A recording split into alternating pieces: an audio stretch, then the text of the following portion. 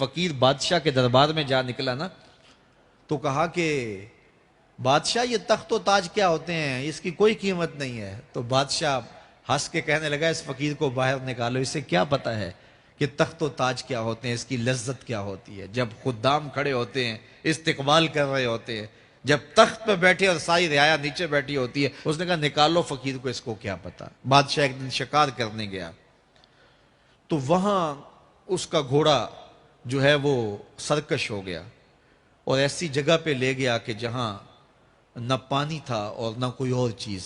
بادشاہ وہاں ہانپ رہا ہے کہ وہی فقیر مشکیزہ ڈالے ہوئے گزرا اور آواز دے رہا ہے پانی لے لو، پانی لے لو۔ بادشاہ کی تو موت واقع ہونے والی تھی، آخری ہچکیاں تھی، تو اس نے آواز دی پانی۔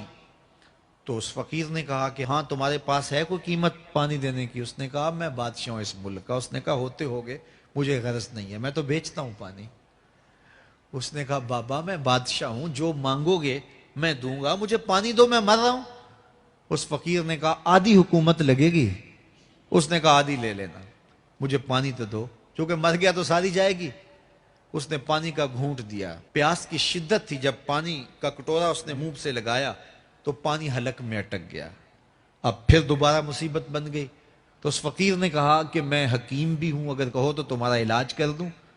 اس نے کہا ضرور کرو، لیکن اس نے کہا میں یوں ہی نہیں کروں گا، آدھی باقی حکومت بھی لگے گی، وہ بھی لکھ دو۔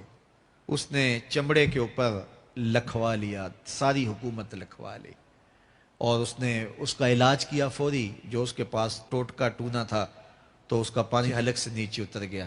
بادشاہ گھوڑے پہ بیٹھا واپس آیا، وقت گزر گیا، عرصہ بیت گیا۔ بادشاہ پھر تخت پہ بیٹھا تھا، وہی فقیر بھیس بدل کے دوبارہ آ گیا۔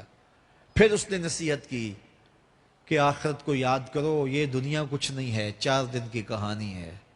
بادشاہ نے کہا تو میرا خیال ہے پہلے بھی کبھی آیا تھا، تو نہیں سمجھتا تخت و تاج کی لذت کیا ہے۔ اس نے کہا اس کی کوئی قدر و قیمت نہیں ہے، چھوڑ اسے، آخرت سب کچھ ہے۔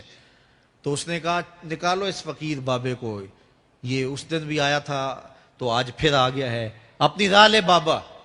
اس فقیر نے اپنے تھیلے سے وہ چمڑے کی دستاویز نکالی جس کے اوپر اس نے ساری حکومت لکھ کے دی تھی۔ اس نے کہا بادشاہ یہ ہے تیری حکومت کی قیمت، صرف 2 گھونٹ پانی، جس پر تو نازاں ہے، جس پر تجھے فخر ہے، تو قبل اس سے سورج مغرب سے طلوع ہو جائے، توبہ کا دروازہ بند ہو جائے، سانسیں اٹک کے حلق تک آ جائیں اور ہماری زندگی کا دفتر سمیٹ دیا جائے، اور پھر پچھتائیں ہائے جو چند لمحے ضائع کیے، ہائے جو زندگی برباد کی وہ کیوں برباد کی۔ کل کے پچھتاوے سے بہتر آج کا پچھتاوا، زندگی پلٹ ہوگا، وقت پر کافی ہے ایک قطرہ بھی آب خوش ہنگام کا، جل گیا جب کھیت برسا می تو پھر کس کام کا۔ آئیے میں اور آپ اپنی زندگی کو مالک کی چوکھٹ پہ، مالک کی دہلیز پہ لے جائیں، اس کے حضور سچی توبہ کریں، رجوع لائیں، اپنے گناہوں سے معافی مانگیں، وہ کریم ایک آنسو سے سارے گناہ معاف کر دے گا۔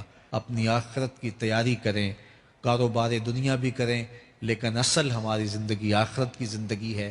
صحابہ کو خندق کھودتے دیکھا تو پیار آیا تو یہی کہا اللہم ان العیشہ عیش الاخرہ، اے اللہ زندگی تو آخرت کی زندگی ہے، فاغفر للانصار والمہاجرہ، میرے انصار کو بھی بخش دے، میرے مہاجروں کو بھی بخش دے۔ تو اللہ تعالی ہم سب کی مغفرت فرمائے۔